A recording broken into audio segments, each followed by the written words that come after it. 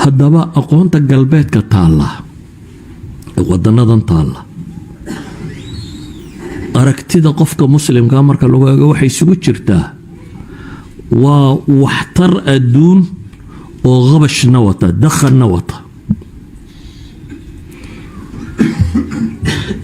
markaan waxbarashada ka waramayno waxay yidhaahdaan aqoon-yahanadu waxbarashada dunida taalloo dhan 3 qaybood uma loo qaybiyaa waxbarashada dunida taalloo dhan waxaan waxbarashada xoog uga waramaya waxa weeyaan dee ilmahan intaynu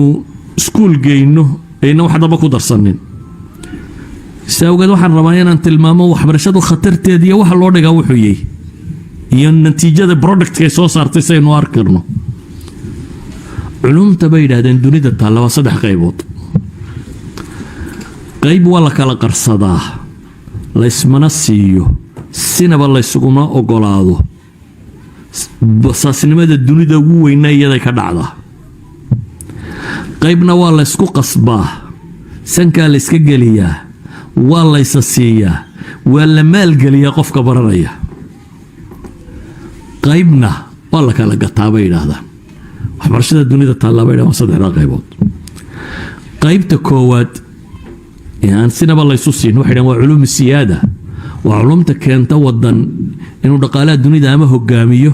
ama xooga dunida hogaamiyo ama waxaan hogaamiyo waa culuumta ku saabsan bay leedahay mesela nuclear weapon iyo wixii ku saabsan la isuma ogola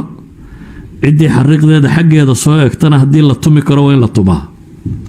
waa culuumta ku saabsan cilmi alfadaa cirka iyo waxaan loo diray iyo wixii ku saabsan waa culumta ku saabsan hubka oo dhan iyo teknolojiyada ku saabsan waa culumta ku saabsan core idea ay leeyihiin shirkadkan waaweyn ee dunida ka jira shirkadana ma bixiso core idea مثلا coca cola boqol iyo dhowr sanadood buu hadda secretary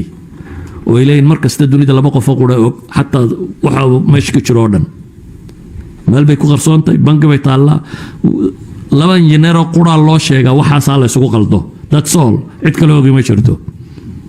boqol iyo dhowr sanadood bay hadda maraysaa idan aqoomaha dhaqaalaha abuura xooga abuura taliska abuura waxa abuura la isma siiyo waxay yidhaahdaan dunida marka la eego basaasnimada ugu badanina waa meesha ay ka jirto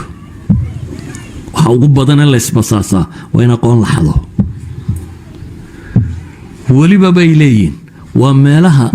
inta isku jaalka ay xataa isbasaasaan ay saxdaan sanada qaar bay waxay leeyihiin westernka basaasnimadii ugu badnaa isku sameeyey waxaanay ku saabsiisan tahay maxay core ideas la kala xadayo oo waxa ku saabsan aqoonta iyada la isma siiyo ninkii agteeda soo marana waa laga durkiyaa waana ta dunida loogu taliyo dhaqaalaha dunidana lagu hayo taas waa qayb kale waxay yiraahdaan cid waliba way faafisaa dawladdu waliba waxay isku daydaa safaaradaha ay dunida ku leedahay inay qayb ka mid ah safaaradeeda ka dhigto qaybta wax faafisa oo aqoonta ku saabsan bay yiraahdaan identity-ga wadanku leeyahay day diintay haday culture tay haday values tay haday taariikh tahay haday af tahay safaaradaha dunida safaarad kasta oo timaado safaaraddu waxay leedahay qayb culture-ka ah safaaraddu waxay leedahay maxay maktab thaqaafi muxuu sameeyaa wuxuu hirgelinayaa taariikhdii wadankan inuu dadka baro waxay rumaysan yihiin valueskooda inuu baro afkooda inuu baro ummad waliba waxay jeceshay afkeedu inuu faafo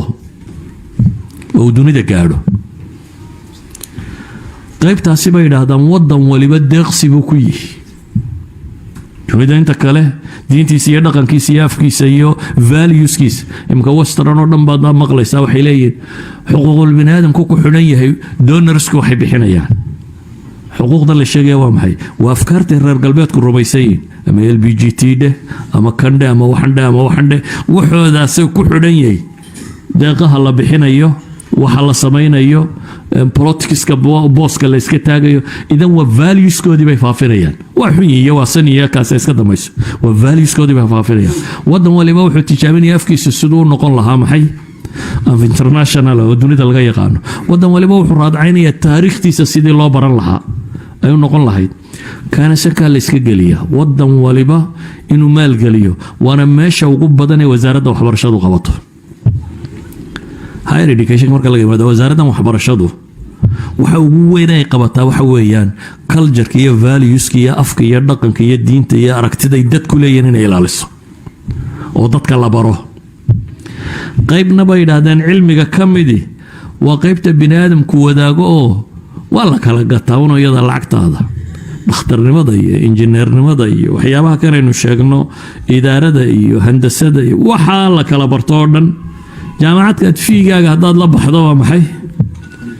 waa ku banaantay therefore iyada waa la kala gataa professorkana waad gadan kartaa jaamacadana ardaygaaga waad keeni kartaa waa suuqa dhaqaale furan oo binka idan waxa tacliinta dunida waa saddexda qaybood waa qayb aan la soo ogolayn secrets oo cid waliba inay ilaashato rabto qayb sanka la iska gelinayo cid waliba inay faafiso ay rabto iyo qayb mushtarak bini'aadamku uu yahay oo cid waliba ay gadayso